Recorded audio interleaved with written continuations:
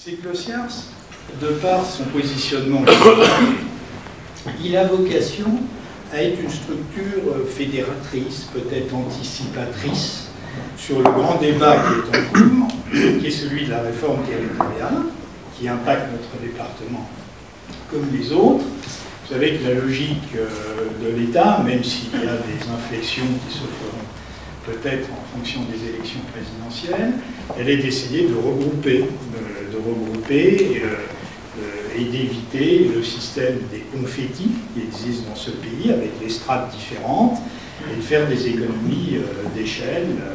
Eh bien, nous pensons que nous, au niveau du CIARS, dont beaucoup de collègues sont membres de la CDCI, Dominique Béraud est membre de la CDCI, Michel Carreno également, et je sais que tous les trois, nous participons à une démarche qui est de dire, nous pensons que même si c'est difficile qu'en étant groupé, on est plus costaud qu'en étant isolé.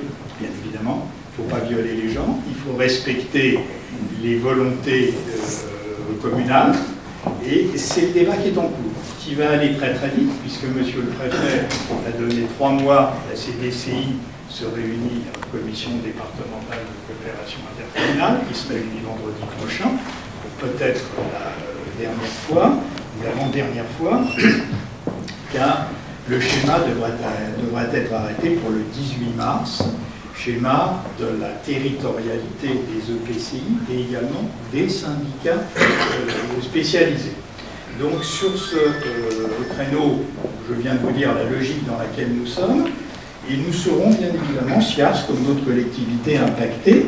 Nous avons déjà une visualisation sur ce qui passera en 2012. Notre structure, le CIARS, grossira immanquablement. De 33 communes dans un horizon de peut-être 3 ou 4 ans, nous passerons peut-être aux alentours d'une quarantaine de communes.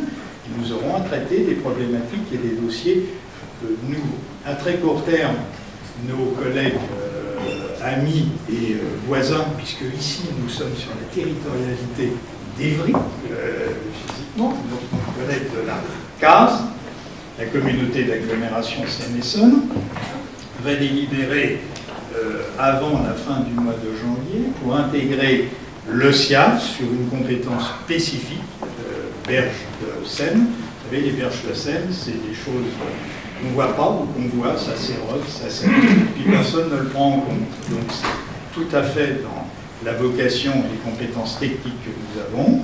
Donc la CASE va nous confier la gestion et la remise en état de ces chantiers. Alors, ce sont des chantiers coûteux, longs, on est sur des enveloppes de 30, 40, 50 millions. Donc nous aurons le plaisir d'accueillir avant la fin de l'année, parce qu'il y a tout un tas de procédures administratives, le préfet entérine ça, 3 préfets. Nous accueillerons donc la CASE Escalité, parce qu'un certain nombre de communes de la CASE sont déjà présentes, commencer par Corbeil, mais nous aurons sûrement 3 communes nouvelles qui viendront, c'est-à-dire Soisy, Étiole et le Coudray-Monceau à ce titre. Nous sommes en discussion avec nos amis de l'agglomération d'Évry pour la même démarche, puisque 2 communes de l'agglomération d'Évry sont impactées sur ce dossier d'Arche-de-Seine, Escalité, la commune d'Évry, et la commune de Ris-Orangis.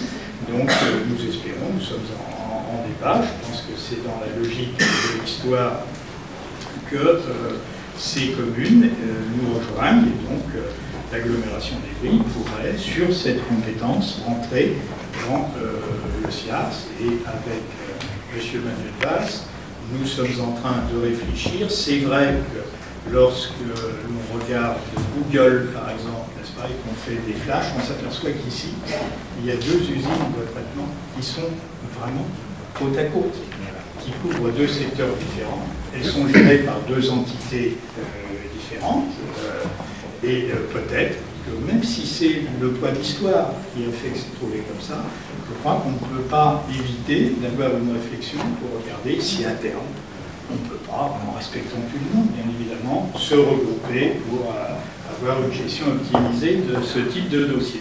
Et puis, dernier